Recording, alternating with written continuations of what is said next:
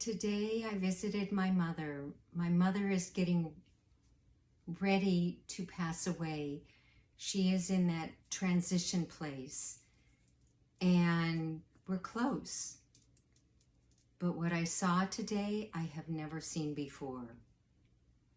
At the foot of her bed to the right, in the corner, I saw this being that was so large. I wish you could see. It was so large, larger than a human. And the head was as tall, he, to the ceiling, with his head slightly forward and his arms kind of like this, somehow tucked under, something like this, tucked under. And the more I was with my mother, in tune with my mother, the more I was able to see this being in detail. At first it was just like a white fuzz until I got more detail. I kid you not.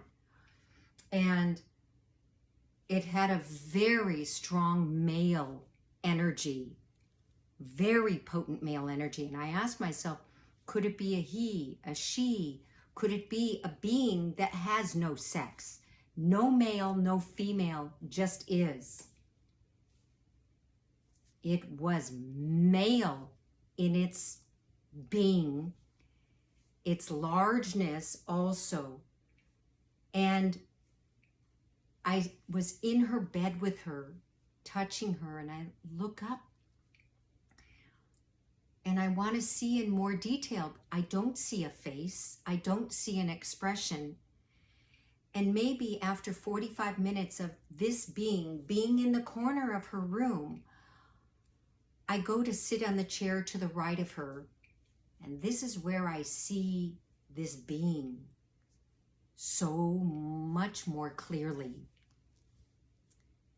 And I asked, where are your arms? I asked this in my head. Where are your hands? Where are your arms? It's an unusual way to have your arms in like this. And it was like cloaked or something. I couldn't tell.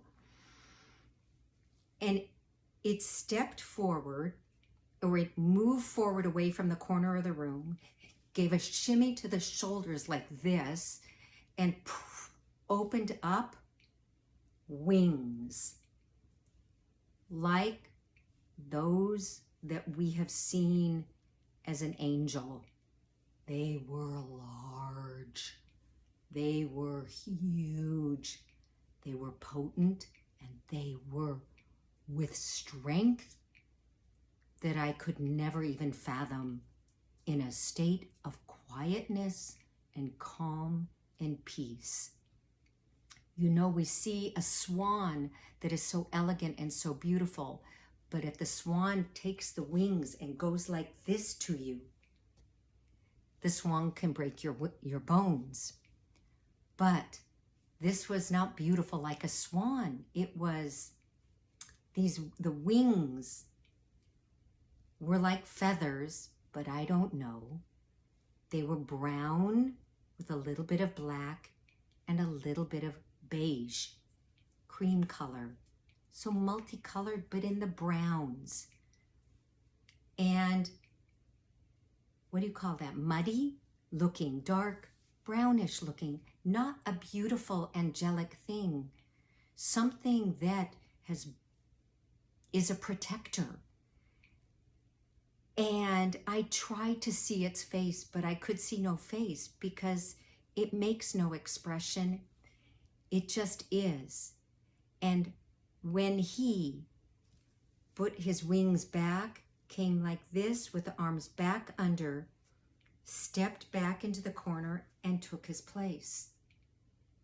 And that's when I realized I truly was seeing an angel, but not the sparkles of an angel, but an angel protecting my mother, standing guard in vigil in a calm, protective way in the corner of her room,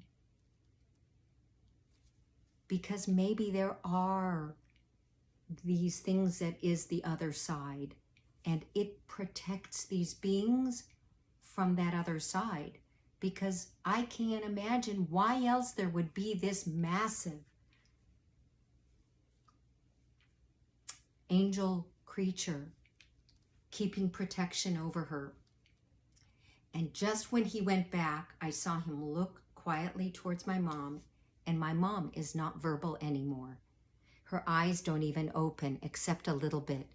Her eyes were closed and she went,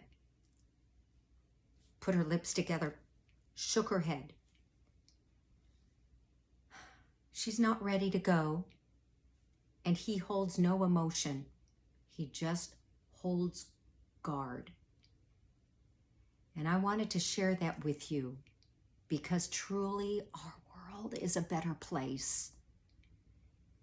And there really are protectors, which means there really is heaven and the other side.